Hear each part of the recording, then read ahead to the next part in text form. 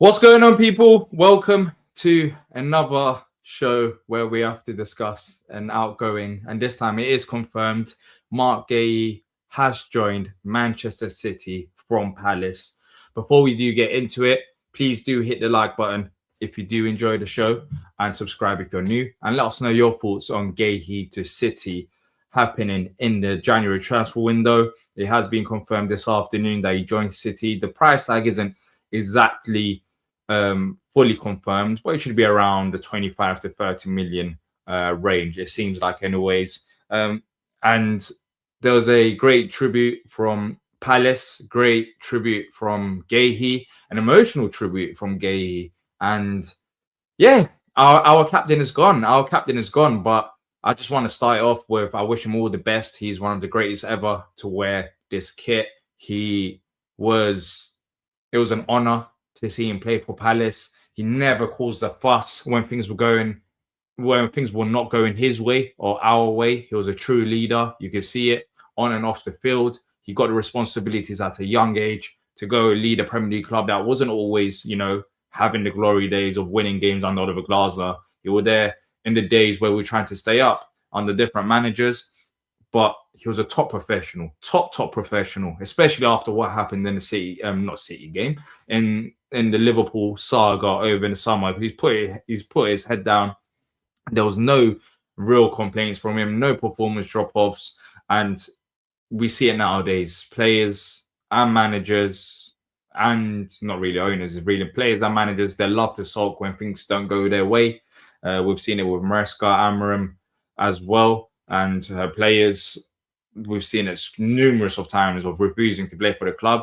But he was a true South Londoner. He understood the club. You saw it as well. If you haven't done so, please, after this, go watch the 5-minute farewell video from Marc Guéhi, because it would make you understand. It pretty much confirms to me anyways who I thought he was. And it just seemed like a great professional.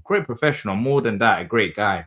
He's a great guy that we've lost, and that hurts more than anything. A talented player as well. Our captain is gone.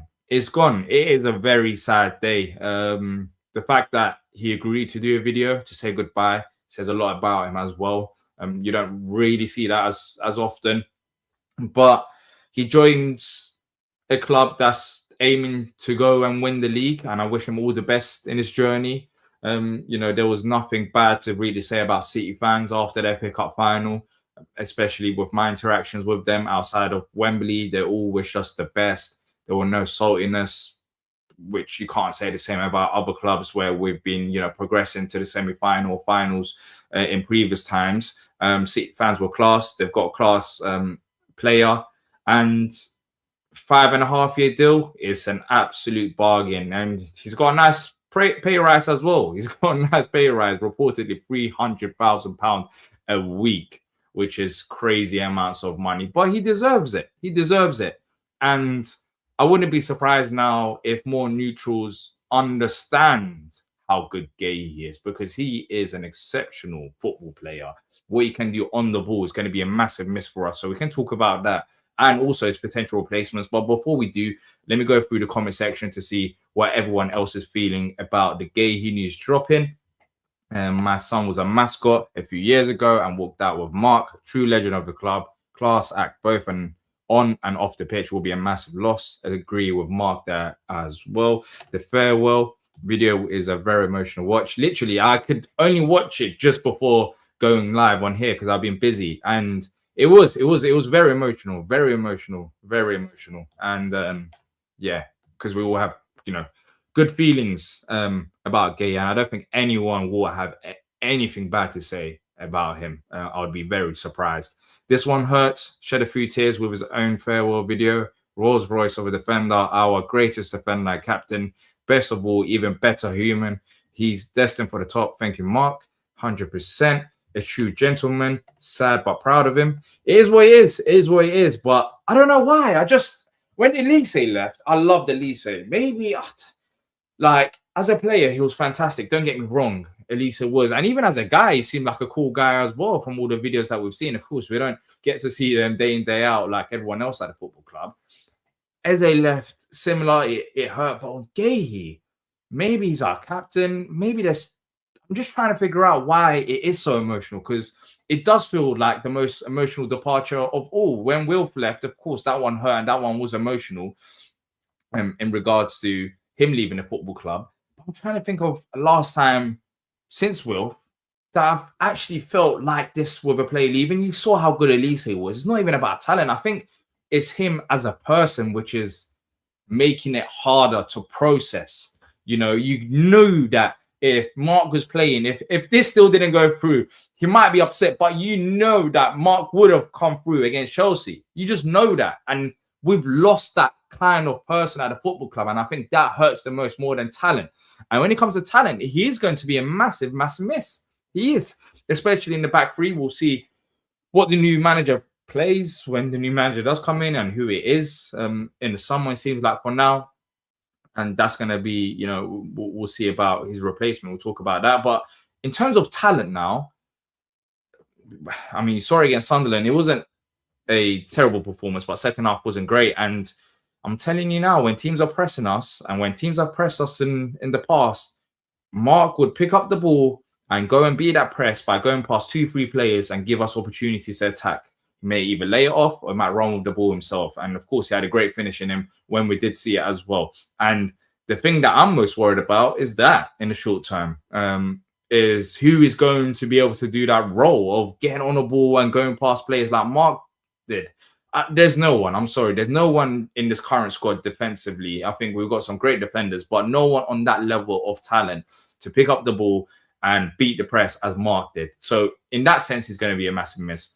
And also, I don't have to say it, but defensively, we knew how good of a defender he was. And he was an amazing defender. And I think he didn't get plaudits at the start of his Palace career as much as they should have. And as he started playing for England, he started getting noticed a bit more. And then people started watching his time at Palace a bit more seriously. But now people are going to realize how good Guehi is. There's no way Guehi is a 25 to 30 million pound player. I know some people were upset in regards to not selling Guehi for around 65 to 70 million pound.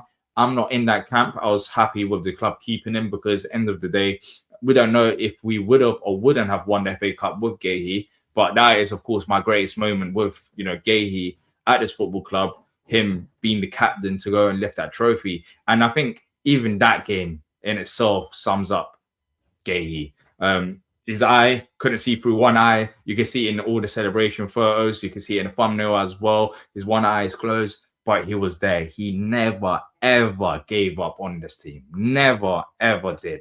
And with the circumstances, as I've said, not every player is like that. Not every player is like that. And yeah, I think he's going to go on to amazing things in his career. And I do wish him all the best. He's still young. He's still got a lot to grow as a player, as a person. And yeah, I don't know how much better he can be as a human being from what I've heard and what I've seen. But yeah, I'm excited to see what he does in the future endeavors that he goes upon. He's amazingly committed to his family and reserved, utterly true professional. All the best to him. David is saying credit to himself, the club, his family, our club, elite player. Elise was the best player we bought to wear the shirt. Zara was the best academy product to wear the shirt. Marc Guéhi was arguably the best captain band to wear the shirt. I agree. I think he is our greatest captain. I think the FA Cup pretty much sums it up. Not only did we win the FA Cup, but he played a significant part to that FA Cup win as well. Great player, great pro, and massive loss, but not buying the PR. If he lost Palace, he would have signed a new deal, so we would have got a decent fee when he moved on like Elise. I disagree with you there. We've seen it in the past where, you know, as I've mentioned, the Newcastle move, like we have stopped him from moving on. We have. Liverpool was the greatest example in the summer. So I think he's given his all. Maybe the club did know his stance for a long time. We decided not to sell him. We can't hold any grudges towards him because his performance didn't drop off. I don't think it's PR. I think he genuinely loved Palace. And not by his words, by his actions. As I've said many times, even against the Macclesfield game, going back to that, I don't care about any apology in that game. I cared about what they showed on the pitch against Sunderland. I care about more about actions. And Guehi's actions, I think, matches up with his words. So I don't think it's any PR. He just wasn't willing to sign a new deal. He wanted to move on. He doesn't need to sign a new deal. And we decided not to sell him. So I think that was on us. And the club knew the stance for a long time. So yeah, I don't think he'd done anything that went against the club. It was not like, oh, he's going to sign a new deal. Then afterwards, like, no, I'm not going to sign a new deal. We knew that he's not going to sign a new deal. And now I guess you pay the consequences of getting him for a lower fee. But I'm not even bothered about that because we've had some great moments with him. And I support this football club, not for the fee, but for the moments. And Guehi contributed to those moments as the captain of this football club. So there's no bad words in that regards. Michael was a little bit of a cold fish, brilliant player, but there wasn't that emotional attachment to the club. Not a criticism, just the way he was. Yeah, probably that. Even though I still wish even Elise all the best as well, because he seemed like a great guy, but he was much more quieter than the likes of Guehi. Tom saying, hopefully his video helps remind us fans, but also the dressing room and manager, how special we are as a club, onwards and upwards, I hope so as well. But of course, as we know, there's a lot of uncertainty, but hopefully we can get through the next 5 months or so and, yeah, end the season on a high. Inspirational young man, a credit to South London. Agree with that comment as well. A lot of praises. I haven't heard any, well, apart from one comment, I haven't heard anything bad about him. Even when City's centre-backs are back, Marc will be first 11. Yeah, I think he will be. City's got a plan with him. He's going to definitely be first 11. And let's see how it does in Pep's system. Because as I mentioned, he's very good on the ball. And Pep is going to love that. Composed, just a great all-around player. So there's no denying that he's going to be playing with better players and just a whole better setup. We'll see because of their resources. So let's see how he performs at that stage. Even if it's going to take a little while for a new manager to get used to the team, we need to bring in a new guy ASAP. The Conference League is still attainable, but not under Oliver Glasner, in my opinion. I don't really want to talk about Glasner today. I've heard enough about him, and we've spoken enough about Glasner in a reaction show and also in yesterday's show. And I want to talk more about his replacement. Who here actually reckons that we're going to bring in a replacement in this window? I'm not optimistic. I really ain't. I think potentially maybe a loan move for the rest of the season if there's a market for us, an opportunity there. But this is the problem. There's two scenarios here. One, we don't know who the next manager is going to be. And there's a chance that the next manager is not going to play 3 at the back. It could be 4 at the back. So if you play 4 at the back with 2 centre-backs rather than 3 centre-backs, I don't think we need Riyad, Cambo, Lacroix, Richards, and a player of maybe 30 to 40 million pounds. I don't think so. Maybe you get another backup option that's a little bit on a cheaper scale and you move on like that. I think Lacroix and Richards is good enough. And I just don't see the club going and spending that kind of money for a backup centre-back. However, now if we're going to get a manager that plays 3 at the back, then yeah, I do think you need to splash your money. You need 3 quality centre-backs. But I don't think if you play 2 centre-backs as your formation anyways, I don't think you need 5 very good options. You leave one door open for the likes of maybe King, which we saw his debut, Jeremy. So there's youngsters there that could fill that last role, or maybe you go for like an older centre back that's willing to just stay on the bench and be there as backup option. But I just don't see it happening. I think there's too much uncertainty, which we don't know what formation we're going to be approaching next season. So I think the club are just going to be happy with Lacroix and Richards. The only problem is right now the numbers ain't enough because Guehi's left. It isn't enough. And Lerma's not a centre-back. I'm sorry, he isn't. So what do you do for the next 6 months or so? Because as you've mentioned in this comment, the Conference League is still attainable. But is it attainable if we don't bring in another option? But do you go and spend decent amount of money for a centre-back option just for 5 or 6 months? And if that happens, then what happens with the likes of Lacroix or Richards? So yeah, there is that uncertainty. In regards to that. So I don't know anything about replacements that we've been linked with no centre backs in this window, especially. We'll see if we do end up getting linked with more centre backs. But the formation element to it and not knowing who our next manager is going to be makes the whole situation a bit more difficult, I think, for the club to go and recruit that player profile. Because, as I've said, even if you get a centre back in now that plays free at the back, his strengths or his weaknesses may not be better suited. Like we've seen it. A prime example is Joachim Andersen. Joachim Andersen in the back four wasn't a bad player. He wasn't a bad player. But in the back three, he doesn't have the pace, which is what you need. So if we go and get a profile now that suits to a back three and then switch to a back four, it's not the greatest situation to be in. And this is where things get difficult. And this is why I wasn't totally against moving on from Glasner if he doesn't want to be here. So yeah, I do wonder what you lot think as well about the centre-back position, and if we do bring in a replacement. Can Glasner adapt to four at the back? He hasn't so far. I'm not buying into anything with him adapting. I think I would be surprised if he does. He hasn't so far, as you mentioned, and I don't know if he's going to change it for the next 5 months or so. Maybe he might be forced to change it. We'll see, even though it's against Sunderland, there were no changes. But, of course, that was just one game, and everything happened so quickly with Guehi news being announced to him literally a day before the game. So we'll see going forward. But so far, he hasn't. But he might need to, because I don't really understand the point. Like you saw it against Sunderland in the second half, there was no need to have three centre-backs. If you had Guehi there, then it's fine, because Guehi can still operate as a centre-back moving into the midfield. Like, he can push the ball up the pitch. You're looking there, Richards, no, he's not that profile. Lacroix isn't that profile either.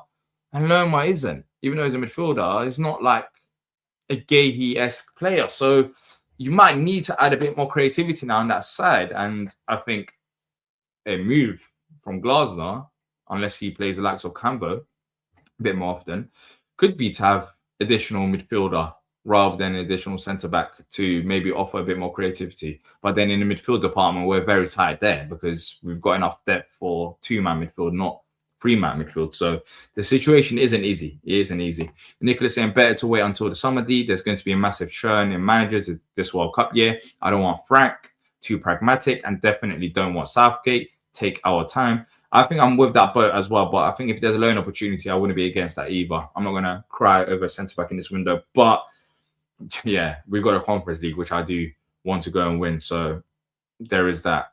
And our options at centre-back right now isn't great. So I don't think there's a right or wrong answer. As Oliver Glasner told Parish in October, Charlie's working on a replacement, not leaving it to the summer. Are we talking about a manager? I guess so. I don't know about potentially players and centre-back. I guess so. I guess they must have someone, players, centre-backs on their radar, but I don't know if they will make the move for them in January. Especially, look, I didn't want to talk about Glasner, but his comments doesn't help our window as well. Because if you're now centre-back looking to join it, you still, unless you go abroad and have that Premier League attraction, which I think we will do anyways, this doesn't apply to all players, but it does seem a bit chaotic the last 72 hours or so. Like, you're looking at Palace, cool, you want FA Cup, Community Shield, but your manager's coming out saying that. The whole media is reporting as well, so everyone knows what's going on. It doesn't really help our cause, and that's why it was very frustrating for him to come out and say some of the stuff that he said. So, yeah, I don't know if that would impact our window. Glasner playing manager at centre-back at this rate, potentially. That could happen with a few more injuries as well. We need a centre-back that can play in the back three if Glasner stays. Glasner's not... Glasner is staying. I guess you're referring to that. We also need a leader. We are weak in that area, so it's really tough situation. To be honest, better if Glasner goes now for me. He's not going to go now, so here's what it is. Chaddy is unproven. Yeah, Chaddy Riyad, I guess we'll have more responsibilities now in the squad and actually might be pushing for a spot. Like, when I say not now, but eventually maybe during the season, if he picks up more minutes, if the Lerma and Camber don't perform at the levels, maybe, he could get a few appearances here and there with Guehi leaving, because let's be honest, if Guehi was to stay, I don't think Riyad would have had as many opportunities. So, yeah, it may open a door in that regards. Chaddy Riyad is back. But saying that, even if Chaddy Riyad is back, we are now low on centre-back numbers. We've gone into the position we were in last January when Chalobah ended up leaving the football club, but we were extremely lucky because we didn't pick up any major injuries. I think Richards picked up an injury during that spell towards the end of the season, but it wasn't anything long term. It was a few games from what I can remember. Apart from that, we were very lucky. Now, you pick up any injury for Lacroix or Richards, we're screwed. We are really screwed. The squad is thin to play three at the back. Last season, we got away with it. This season, we'll see if we can get away with it again. But of course, last season you got away with it whilst having three quality centre backs. You had Richards, Lacroix, and Guehi starting. Now we've lost Guehi, so that adds even more to the scenario and the situation, which doesn't help. Last year it was more about, all right, let's not pick up injuries. Our three that can do a very good job. Let's not pick up any injuries. But now it's not even the three that can do a very good job. Like Lerma, cool, we can do a role there. No one is going to be on the level of Guehi because he's one of the best centre backs in the Premier League. So I'm not saying our replacement has to be on that level, but the drop off from Guehi to Lerma is significant if he's going to stick with Lerma and not play Cambo. But maybe he gives Cambo an opportunity. And my opinion is I don't think he played Cambo against Sunderland because if you go look at the Macclesfield game, conceding from set pieces, he wasn't great. He wasn't great, especially dealing with that set piece that we conceded. So I think he had that in his mind, and Lerma offers a lot more in the air. So whether that changes going forward now with Guehi leaving and maybe him thinking Campbell offers a bit more, only time will tell. Only time will tell in regards to that. Loan move for Ben White. I don't think Arsenal are going to loan out anyone, especially they don't need to. Ben White has still played a role, not a significant role, but he still has played a role when they've picked up injuries. So that's not going to be happening as well. And also, what do you think about the captain situation? Hendo was the captain in the Sunderland game. Patrick and Xavier spoke about in the player ratings. Go check that out after this if you haven't already done so. They went in detail in regards to player performances because in the reaction, that wasn't the talking point, really. So yeah, check that out. But I'm not too sure. I think Hendo has got the ability to be a captain. He's passionate. And in theory, like he ticks the boxes. I understand that. However, when you're talking about influence on the pitch, as a goalie, captain, I'm not a massive fan of it because you can't have that influence. And you see it nowadays, if you want to go up to the referee is going to only listen to the captain. And Hendo is not going to leave his goal to go run up to the halfway line and then run back and run. Like, you can't do that. So as much as I want Hendo to be captain, I don't think it really suits what you need now. I think he's a leader in the dressing room, but on the pitch, he's limited. He has to stick to his goal. So I think with the captain role, I don't know if Glazer is going to change it. I think Glazer may keep it as it is, but Hendo might be the captain, but I'm not really a fan of it as much. Not for who he is, but for the points I've listed about a goalie being a captain. So if it's not him, who would I want to be captain? It's hard. Lacroix sticks out to me, of course.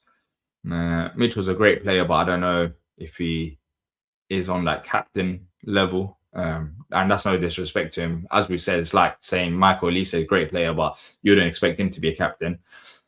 Hughes gives it. Wharton would be a dark horse shout. I don't think he's as quiet as people make him out to be. I think he's still a leader on the pitch. From when I go to games, I see him. He's very vocal, and even watching games as well. He's not a quiet character on the pitch. But yeah, I think Lacroix, Richards stands out as well. But I don't think he's going to change it. Maybe Hendo is going to remain as a club captain now. So yeah, that's going to be fascinating to see what happens when you have, I don't know, when you need your captain to go speak to the referee and your captain's in goal all the way across the pitch. I don't know how much of an impact that will have. We'll give a quick update on Mateta as well, but if you haven't already done so, please do hit the like button. You lot have been fantastic, so thank you to you as well for your support, even though it's been absolutely frustrating for me anyways with everything that's happening, and we are all passionate, emotional about it. You lot of support have been very great. There have been a few news coming out today, and whilst we're doing Palace news and confirming Guehi's departure, and we said what we needed to say. All the best to him. Great guy, great character. Let's talk about Mateta because he's been involved with a move away as well. According to Mail Sport, Juventus are continuing talks with Crystal Palace for Jean-Philippe Mateta. After their opening offer was rejected, Juve offered a £1.7 million loan fee with £24.5 million to follow on qualification for Europe. Palace won around £35 million for the 28-year-old. Yeah, we would be stupid to loan out Mateta, regardless of what you think about him and his performances and his contract situation. There's no benefit to us to loan him out for £1.7 million. There isn't. And the initial fee around £24.5 million, too low, I think. Yeah, he's 28 years old and his contract is running out. The striker market is cooked, and there is still something about Mateta with what he's done in the Premier League that we can base upon that. You know, strikers do go for a premium. The market isn't great. So Palace won around £35 million. I think that's pretty much fair, £35 to £40 million. But talks are still going on. The initial offer was rejected. I mean, I don't know what they were thinking with £1.7 million loan fee. Like, we're not that desperate to get rid of Mateta. We don't want to lose him for free. But at this point, I'd rather lose him for free than, you know, lose him for first 6 months. Well, the remaining 5 months or so of the season left, lose our striker for £1.7 million. So I think it's dragging out. By this deal, it seems like Juventus are waiting for a European qualification before they spend and commit to spending money. So I think it's going to be difficult. Unless they start offering money up front. But I just, right now, as it stands, with that offer, the loan fee just makes me think, this may be a drag, because it seems like they're trying to spend as less as possible. And Palace right now, in the position that we're in, selling Guehi in this window, I think Glasner may actually erupt on the touchline, and we may see, him going on a pitch and slide tackling the ref by losing his head or something if we sold Mateta. So for everyone's sake, I don't think we should be selling Mateta or loaning him out for that. So £35 million, yeah. What do you lot think about his price tag as well? That's been reported for £35 million that Palace won. Maybe we come to an agreement around £30 million. Maybe, because of course Palace want £35 million, but you're not going to actually put your asking price where, you know, we might be targeting £30 million, but of course you're going to say £35 million so you can meet there with negotiations. You're not going to go for the lower amount. So they're offering £24.5 million if they qualify for Europe, but that's not going to happen anytime soon until at least the season's over. I can see JP doing an Isaac if he doesn't get a move to Juve. Sad, and I hope it doesn't happen. Yeah, hopefully it doesn't happen. Not surprised. Crystal Palace terrible this season. Glasner lost the locker room. Juve are taking the piss. I agree. But that's the thing. The finances over in Europe is not as great as Premier League. And it sounds crazy because this is Juventus. It's an Italian giant. But yeah, the Premier League is a different ballgame. We literally spent, £35 million on potentially Brennan Johnson, and Juventus are asking for a loan and willing to pay a fee of £1.7 million. Same sort of offer we made for the Andros kid, actually, well, depending on reports, around 25 million euros or so. So yeah, but we don't want that. We want more money, and we should be demanding more money. Why on earth is Mateta going as the same price tag as a 19-year-old who's, played 17 games this season, scored 4 goals in Ligue 1, but they shouldn't be going for a similar price tag. £35 million makes sense, regardless of what you think about Mateta.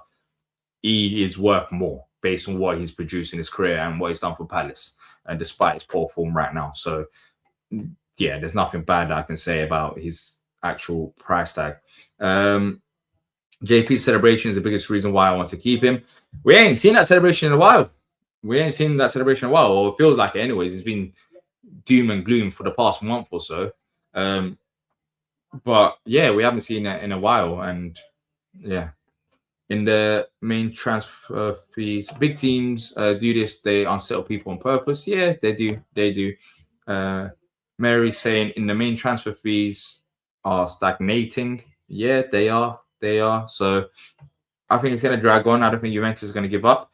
Let's just see. Let's just see what actually happens, though, with how the window ends, especially with JP, because there is that factor. I don't know. I hope it doesn't happen, but there is that factor. What if it causes a massive fuss? What if he does? Because that's what reports have been suggesting, but that might just be agent talk. There's been no indication. Also, reports said that he wouldn't be starting against Sunderland. He did start. Yes, it wasn't a great performance, but, you know, there's been various reports about JP, and some of them haven't been true. So if he doesn't cause a fuss and stays till the summer, I think we definitely do send him in the summer. And I think it is the right time to move on. He's 28 years old, and he does want to play in Italy. So fair enough to him if that's what he wants to do. But in January, right now, with everything that's going on, I don't think it's going to be the best thing for the club to do, in all honesty, to sell JP. But let's see. Let's see what actually happens. Evening. Do you miss the old Palace with Flair players? I'm dying to see some Flair instead of this fraud Pino. I think that's harsh on Pino, I'll be honest. He, of course, he hasn't started his Palace career the greatest, but I thought he had some good moments and great goal against Sunderland. I think he's growing. He's growing, and we saw it with Kamada the season before. It takes a bit of time for players to adjust to the league, and I think he's in his adjustment phase, which, of course, can be very, very frustrating at times because, you know, you got rid of Eze, who was ready for the Premier League and contributed with goals and assists. So naturally, there is this expectation for Yermo Pino. You're Eze's replacement, so what can you do? And I don't think he's matched those expectations. So yeah, but I don't think I know what you mean with him in terms of flair, especially with the squad. Roman Esse showed a lot of flair for Coventry when they played in the weekend, and it's funny. So yeah, but there is that. And me and Patrick spoke about it. We've done so many shows. Was it? Is it not the reaction? Was it? No. I can't even remember what show it was now. We've done so many shows, but yeah, he didn't come on a reaction. But we spoke about it anyways. It was me, Patrick, and Nick. I think it was Palace News. Maybe the Guehi stuff when it first dropped, and we done a Palace News episode. And before, when Eze and Elise joined us with the championship route, we signed players. We signed both of them who actually contributed with goals and assists in the championship as well as a flair. France, of course, didn't come from the championship, but his goals and assists before joining us, insignificant for the price tag. Roman Esse, similar. Flair player, but he didn't produce on the levels of Esse and Elise. And I'm just wondering to myself, why have we changed that route? Now, I don't know what options there are in the championship, but some of our recruitment, I think we've edged, we have signed Flair players, but we've edged more towards the Flair rather than thinking about, all right, Flair, and can they get goals and assists at a lower level?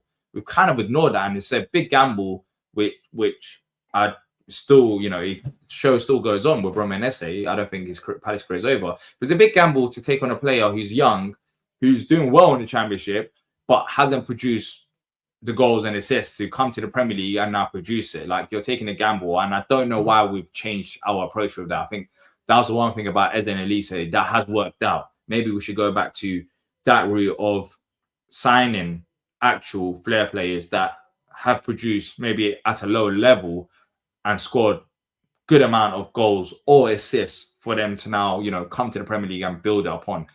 We have taken a big gamble. So yeah, let's see.